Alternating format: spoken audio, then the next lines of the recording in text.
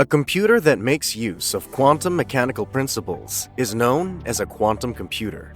Physical matter has characteristics of both particles and waves at microscopic sizes, and quantum computing makes use of this behavior with specialized hardware.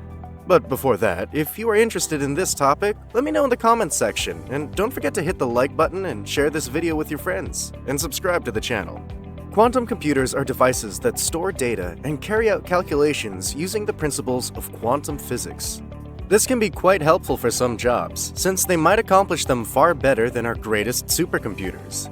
Information is stored on traditional computers, such as laptops and smartphones, in binary bits that can either be zeros or ones.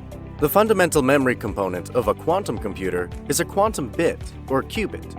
Physical systems, using the spin of an electron or the direction of a photon, are used to create qubits. Quantum superposition is the ability of these systems to exist simultaneously in a variety of configurations.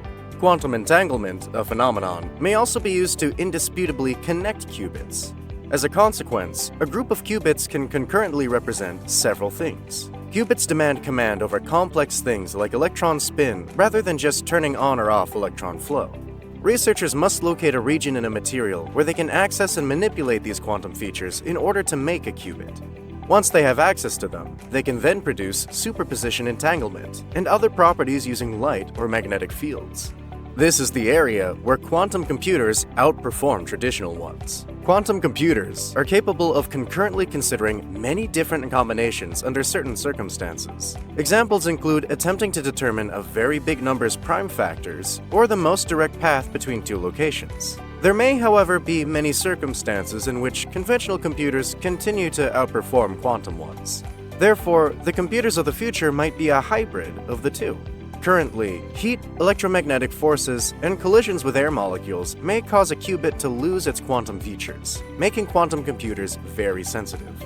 The system crashes as a result of this phenomenon, also known as quantum decoherence, and it occurs more quickly the more particles involved. A true quantum computer is physically composed mostly of three components. The first component consists of a conventional computer and supporting infrastructure that executes programs and communicates with the qubits. A technique for sending signals from the computer to the qubits is the second component. And last, the qubits need to be stored somewhere. Certain needs or requirements must be met for this qubit storage unit in order for the qubits to be stable. These can include the need for temperatures to be close to absolute zero or the interior of a vacuum chamber. To do its magic, quantum computers need entangled qubits connected in a quantum daisy chain. The reason there's so much talk about the machine's potential is because they can accelerate calculations using specially created quantum algorithms. It's the moment at which a quantum computer can successfully accomplish a mathematical operation that is clearly beyond the capabilities of even the most potent supercomputer. Due to the fact that researchers are always developing new algorithms to improve the performance of classical machines and the advancement of supercomputing hardware, it is still uncertain exactly how many qubits will be required to achieve this. But in order to win the title, researchers and businesses are working hard at conducting tests against some of the most potent supercomputers. A number of algorithms are used by quantum computers to perform measurements and observations. After the user enters these algorithms, the computer creates a multi-dimensional space where patterns and specific data points are stored. For instance, the quantum computer would measure the combinations of folds. This combination is the solution to the problem if a user wanted to solve a protein folding problem to find the least amount of energy to consume. The ability to simulate the behavior of matter at the molecular level using quantum computers is one of its most exciting uses. Quantum computers are being used by automakers like Volkswagen and Daimler to replicate the chemical makeup of electrical car batteries in an effort to discover new methods to enhance their performance. And pharmaceutical firms are using them to compare and study chemicals that could result in the development of new medicines. The machines are also excellent at solving optimization issues because they can quickly evaluate a huge number of alternative solutions. For example, Airbus uses them to determine the ascent and descent trajectories for their aircraft that use the least amount of fuel. Additionally, Volkswagen has unveiled a service that determines the best bus and taxi routes in cities to reduce traffic. Some scientists believe that the device could speed up artificial intelligence. A quantum computer's physical appearance can differ.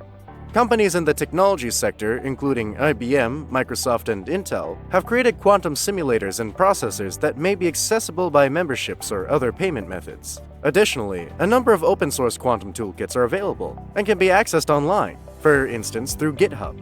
We will be able to study, simulate, and control other quantum systems with the aid of quantum computers. This capability will enhance our comprehension of physics and have an impact on the designs of items such as supercomputers, communication devices, energy technologies, scientific instruments, sensors, clocks, and materials that are designed at scales where quantum mechanics is relevant. Before general-purpose quantum computers may be used to solve a range of real-world issues, years may pass. Most likely, they will need thousands of qubits to perform useful work. Challenges arise with scaling up. For more than a decade, emerging quantum computers have existed in different forms. Quantum computers are already operational, and several tech firms make them accessible along with relevant programming language and software development tools. What do you think of quantum computers? Are they considered helpful? Let me know your comments down below in the comment section. Thank you so much for watching, and please subscribe to this channel.